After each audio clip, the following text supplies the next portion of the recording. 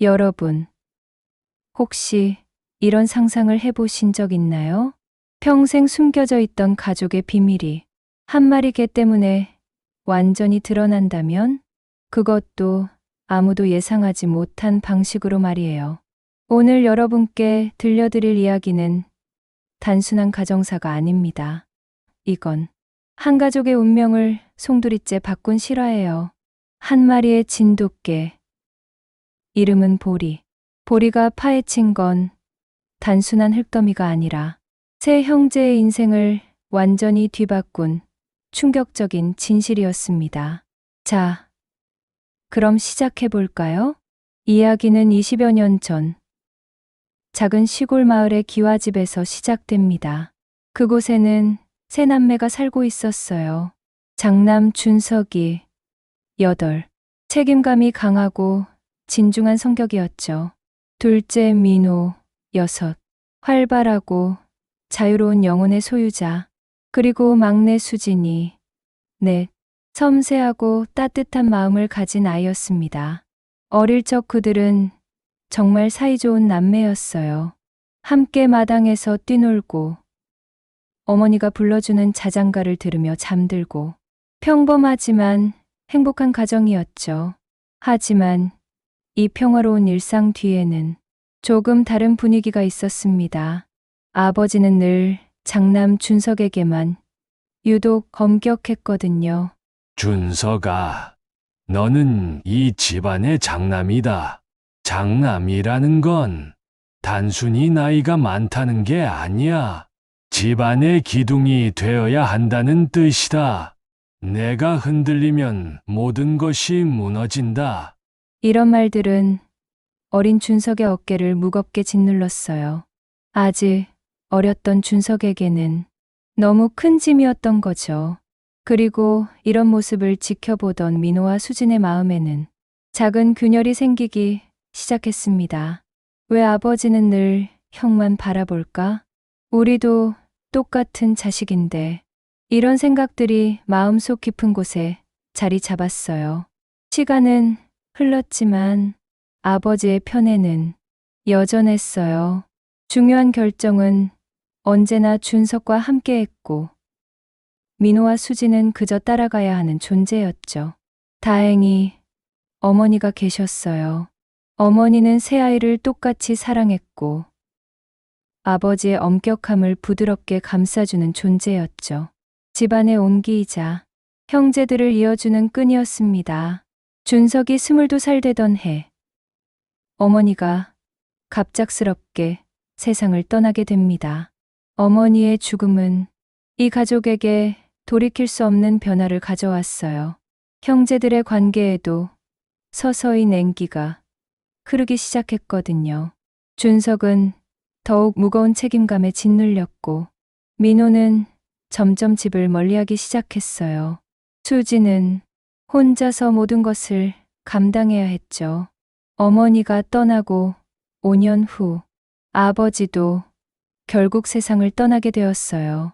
오랜 투병 생활 끝에 조용히 눈을 감으셨죠. 하지만 이번 장례식은 어머니 때와는 분위기가 달랐어요. 물론 슬픔은 있었지만 그보다 더 복잡한 감정들이 형제들 사이에 흘렀거든요. 민호가 준석에게 말했어요. 형, 이제 앞으로 어떻게 하지? 일단 장례부터 치르고 차근차근 정리해야지. 수진이 말했어요. 아버지가 뭔가 남겨놓은 말씀은 없으셨어? 아버지는 평생 검소하게 사셨지만 그래도 이 집과 작은 땅 그리고 약간의 저축이 있었어요. 문제는 이걸 어떻게 나눌 것인가였죠. 그런데 집 안을 정리하던 중 형제들은 이상한 걸 발견했어요. 아버지 방 구석에 있던 낡은 금고 하나. 이 금고는 형제들도 처음 보는 것이었어요.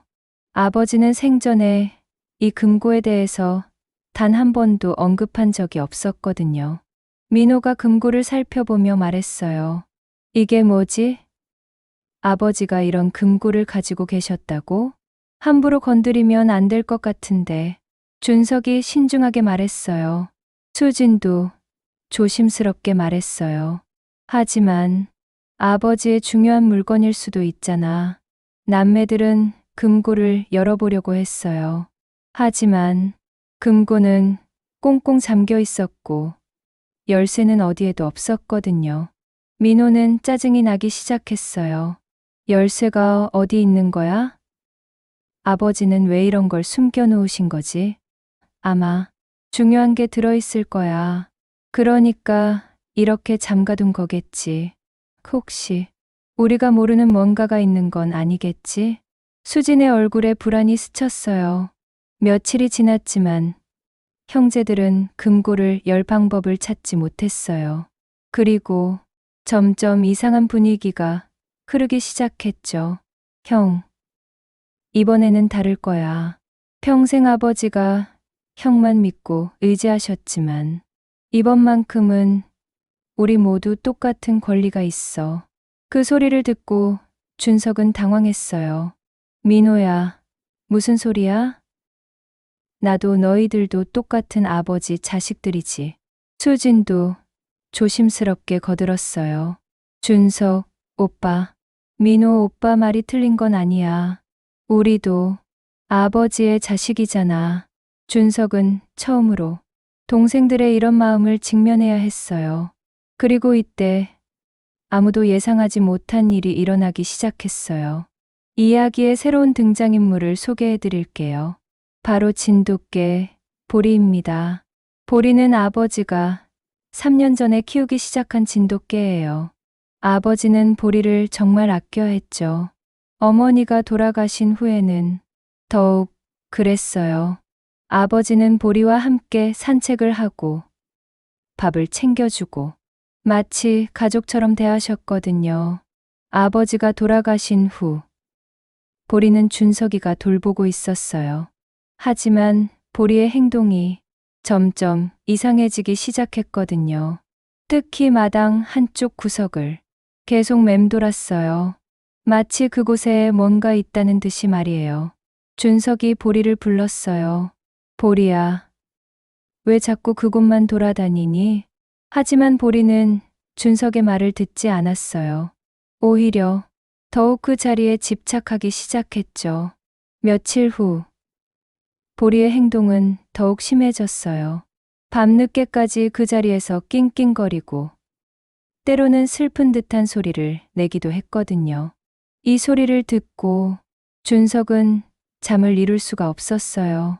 어느 아침, 준석이 마당으로 나갔을 때 믿을 수 없는 광경을 목격하게 됩니다. 보리가 그 자리를 미친 듯이 파헤치고 있었거든요. 준석은 놀라서 소리쳤어요.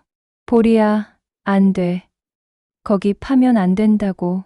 하지만 보리는 마치 무언가에 홀린 듯 절대적인 사명감을 가진 듯 계속해서 그곳을 팠어요. 준석은 급하게 민호와 수진에게 전화했어요. 민호야, 수진아, 빨리 와봐, 보리가 이상해.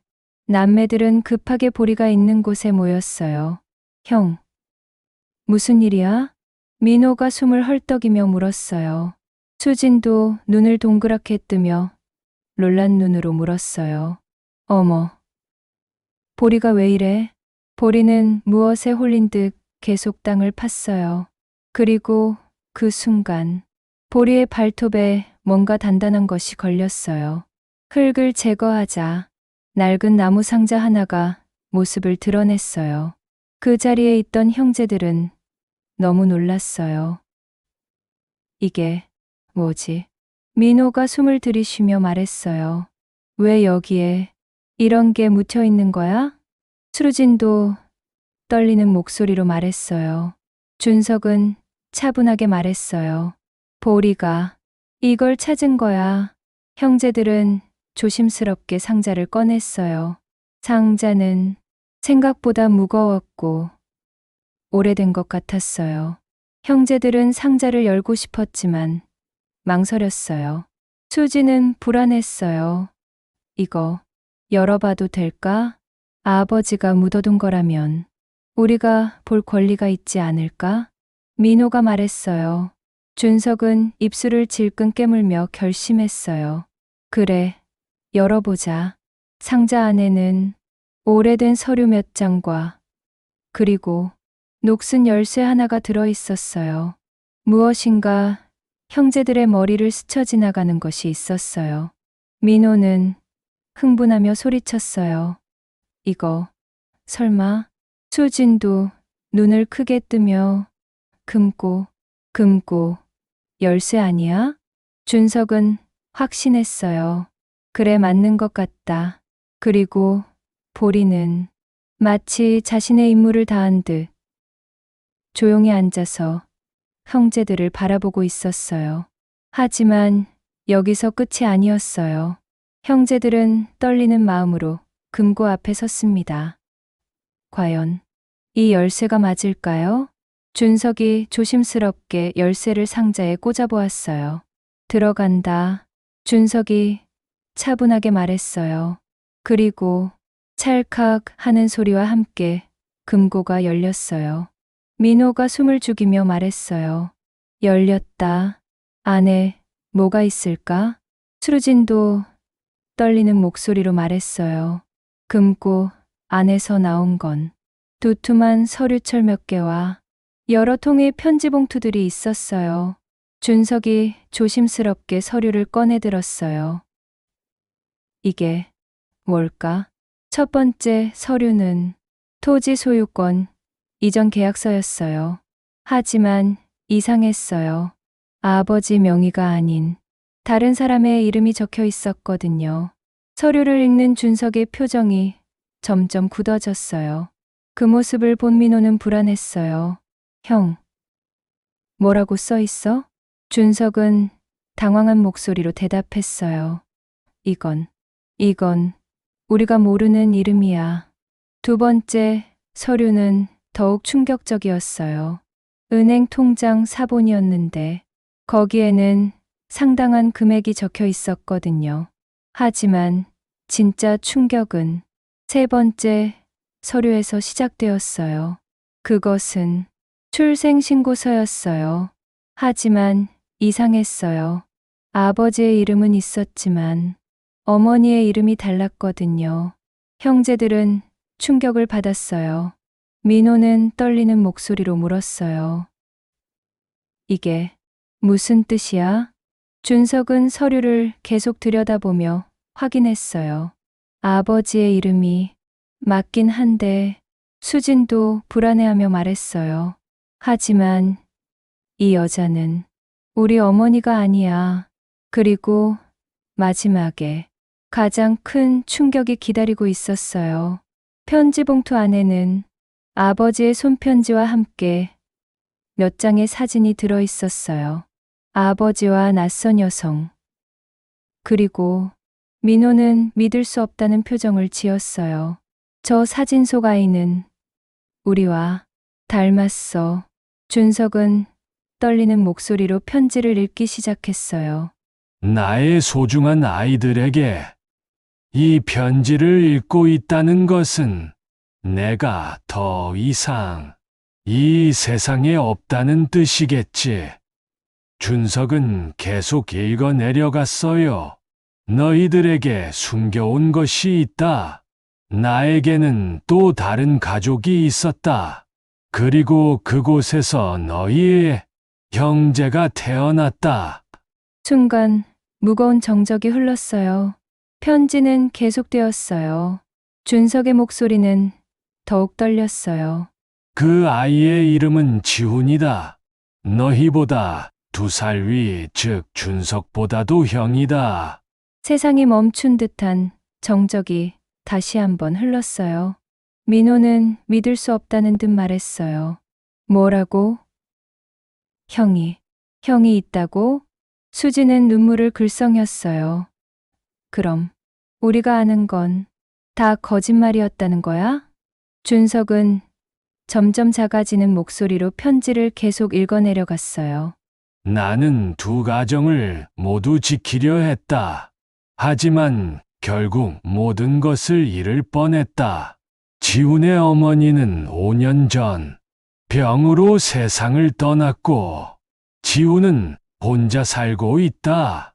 편지에는 더욱 충격적인 내용이 이어졌어요. 준석은 힘겹게 편지를 읽었어요. 금고 안의 모든 재산은 너희 4명이 함께 나누기를 바란다. 그리고 제발 서로 원망하지 말아라. 모든 잘못은 나에게 있다. 준석은 편지의 마지막 부분을 읽었어요. 지훈의 주소를 남겨둔다. 너희들이 언젠가 그를 만나주기를 바란다. 그것이 내 마지막 소원이다. 편지를 읽고 난 후 집안에는 긴 침묵이 흘렀어요. 그리고 그 침묵을 깬 건 민호의 분노였어요.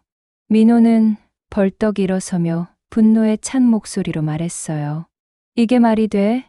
아버지가 우리를 완전히 속인 거잖아. 평생을 우리 어머니만 사랑한다고 우리만이 전부라고 하시더니 알고 보니 다른 여자가 있었고 다른 아들까지 있었다고? 수진도 감정이 복받쳐 눈물을 흘렸어요. 우리 어머니는 이걸 알고 계셨을까? 혹시 알고 계시면서도 참고 계셨던 건 아닐까? 준석은 편지를 들고 여전히 멍하게 앉아 있었어요. 이 모습을 본 민호는 준석에게 화를 냈어요. 형은 뭐야? 아무 말도 안 하고 혹시 형은 이미 알고 있었던 거야? 준석은 고개를 들며 말했어요. 뭔 소리야? 나도 처음 듣는 얘기야. 그럼 이제 어떻게 할 건데? 수지는 혼란스러웠어요.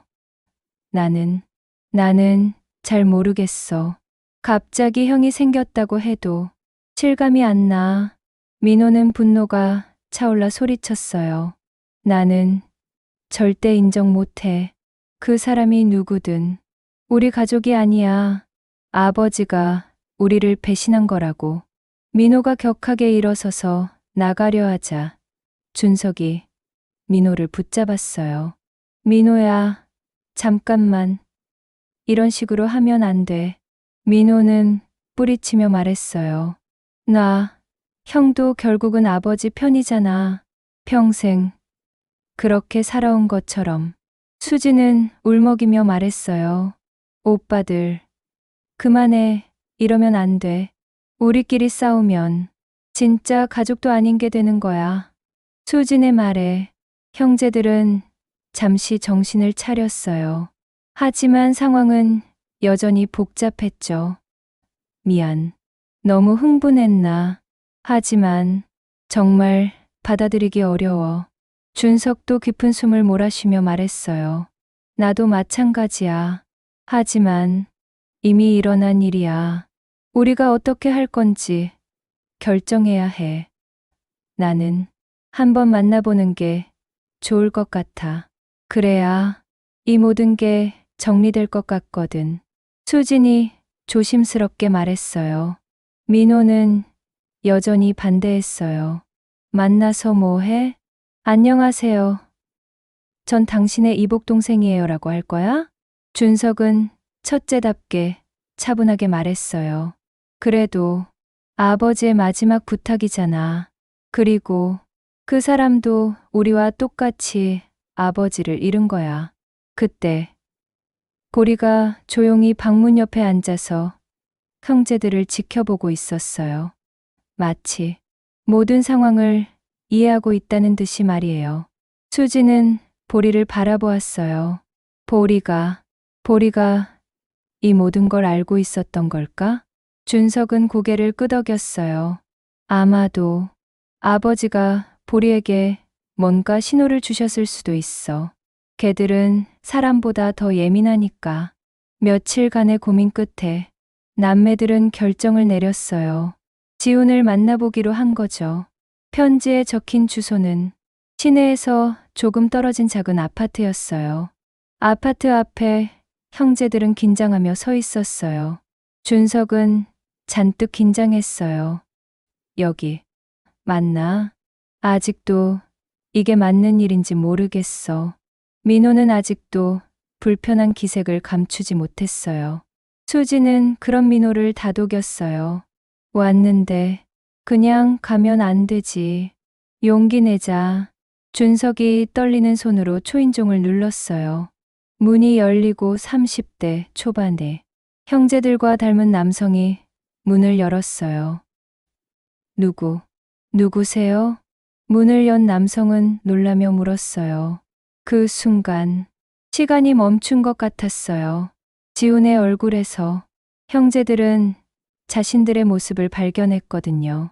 준석은 조심스럽게 물었어요. 혹시 지훈 씨세요? 아버지가, 김덕수 씨가. 지훈은 깜짝 놀랐어요. 아버지를 어떻게 아세요? 혹시? 수지는 나지막한 목소리로 말했어요. 우리 형제예요. 지훈은 믿을 수 없다는 듯 말했어요. 형제라고요?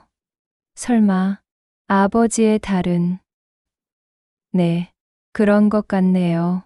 민호는 여전히 어색해했어요. 어색한 정적이 흐른 후 지훈은 문을 활짝 열었어요. 일단 들어오세요. 서서 얘기할 일이 아니죠. 지훈의 집은 작지만 정갈했어요.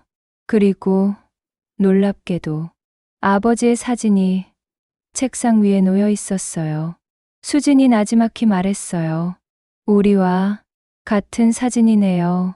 아버지가 마지막에 주고 가신 거예요. 지훈의 입가에 쓸쓸한 미소가 지어졌어요. 준석이 물었어요. 아버지가 언제부터 오셨었나요? 제가 어릴 때부터요. 한 달에 한두 번은 오셨어요. 어머니가 돌아가신 후로는 더 자주 오셨죠. 민호의 표정이 살짝 일그러졌어요. 그럼 우리 존재를 알고 계셨나요? 네, 아버지가 말씀하셨어요. 다른 곳에 훌륭한 자식 셋이 있다고. 수진이 조심스럽게 물었어요. 아버지는 어떤 분이셨어요? 지우는 따뜻한 표정을 지어 보였어요. 정말 좋은 아버지셨어요.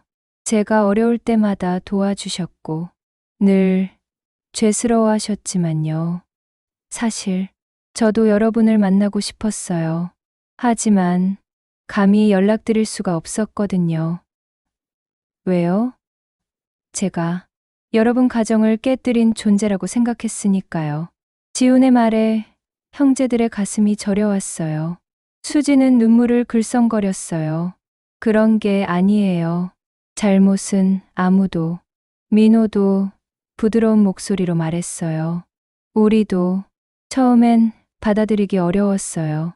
시간이 흐르면서 형제들은 조금씩 마음을 열기 시작했어요. 지훈도 마찬가지였죠. 지훈은 따뜻한 차를 내왔어요. 아버지가 마지막에 이런 말씀을 하셨어요. 언젠가 내 형제들을 만나게 될 텐데. 그때는 서로 원망하지 말라고. 준석은 고개를 끄덕이며 말했어요. 우리에게도 비슷한 편지를 남기셨어요. 서로의 편지 내용을 이야기하며 네 명의 형제는 처음으로 한자리에 모였어요. 어색하고 복잡했지만 묘한 유대감이 흘렀죠. 며칠 후, 내 형제는 함께 아버지의 묘소를 찾았어요. 그리고 보리도 함께 따라왔죠. 형제들은 각자 꽃을 올렸어요. 지우는 아버지 묘비 앞에서 말했어요. 아버지, 형제들을 만났어요. 아버지가 그렇게 자랑스러워 하시던. 준석도 옆에서 말했어요. 아버지, 왜 이렇게 어렵게 하셨어요? 진작 말씀하시지. 민호의 마음은 여전히 복잡했지만 차분하게 말하려 노력했어요. 아직도 완전히 이해는 안 돼요. 하지만 미워하지는 않을게요. 수지는 살짝 눈물을 흘렸어요. 아버지, 이제 편히 쉬세요. 보리는 마치 모든 임무를 마친 듯 조용히 묘비 앞에 앉아 있었어요. 지훈이 보리를 쓰다듬었어요. 이 아이가 우리를 만나게 해준 거네요. 준석의 입가에 미소가 지어졌어요. 정말 신기해요. 보리가 없었다면 수진이 말했어요. 이제 우리 어떻게 할까요? 솔직히 아직도 어색해요. 하지만 아버지의 마지막 소원이니까 준석이 차분하게 말했어요. 천천히 알아가면 되지 않을까요? 서두를 필요는 없으니까. 지훈도 대답했어요. 저도 그랬으면 좋겠어요. 형제라는 게 쉽지 않겠지만 준석은 유산분배에 대해 말을 꺼냈어요. 그리고 아버지가 남기신 것들 편지대로 나눠야겠어요. 지훈은 손사래를 쳤어요. 저는 괜찮아요. 여러분이 가지세요. 민호는 단호하게 말했어요. 안 돼요. 아버지가 4명이 나누라고 하셨잖아요. 수진도 말했어요. 맞아요. 이것만큼은 아버지 말씀대로 해야죠. 결국 내 형제는 아버지의 뜻대로 모든 것을 공평하게 나누기로 했어요. 지우는 보리를 바라보며 말했어요. 보리는 누가 키우시겠어요? 준석이 대답했어요. 제가 계속 키우고 있었는데. 수지는 눈을 반짝이며 말했어요. 우리 모두 돌아가면서 돌보는 건 어때요? 보리도 우리 4명을 다 좋아하는 것 같은데. 보리는 꼬리를 흔들며 4명을 번갈아 쳐다보았어요. 민호도 활짝 웃었어요. 보리에게 물어봐야겠네요. 그렇게 4사람은 새로운 시작을 하게 되었어요. 쉽지는 않겠지만 서로를 이해하려고 노력하기로 했죠. 그로부터 6개월이 흘렀어요. 내 형제는 정기적으로 만나서 함께 시간을 보내고 있어요. 아직도 완전히 자연스럽지는 않지만 점점 가족 같은 느낌이 들고 있죠. 그리고 보리는 내 형제 모두의 사랑을 받으며 행복하게 살고 있어요. 그리고 가끔 내 형제는 함께 아버지 묘소를 찾아요. 보리와 함께 말이죠. 보리는 여전히 그 자리를 기억하고 있어요. 모든 진실을 밝혀낸 그 특별한 자리를 말이죠. 여러분, 오늘의 이야기는 어떠셨나요? 이 이야기는 단순한 가족의 비밀에 관한 것이 아니었어요. 진실과 마주하는 용기, 그리고 용서와 화해에 대한 이야기였죠. 때로는 감춰진 진실이 우리를 아프게 합니다. 하지만 그 진실을 마주했을 때 비로소 진정한 치유가 시작되죠. 그리고 그 시작은 우리가 전혀 예상하지 못한 작은 존재에서 비롯될 수 있어요. 이 이야기의 보리처럼 말이죠. 여러분도 혹시 가족에게 숨겨온 이야기가 있나요? 또는 알고 싶지만 두려운 진실이 있나요? 오늘 이야기를 보고 어떤 생각이 드셨는지 댓글로 들려주세요. 여러분의 이야기도 누군가에게는 큰 위로가 될 수 있거든요. 오늘 이야기가 마음에 와 닿으셨다면 구독과 좋아요, 그리고 알림 설정 부탁드려요. 여러분의 관심이 더 많은 감동적인 이야기를 만들어가는 원동력이 됩니다. 다음 주에는 또 다른 놀라운 이야기로 찾아뵐게요.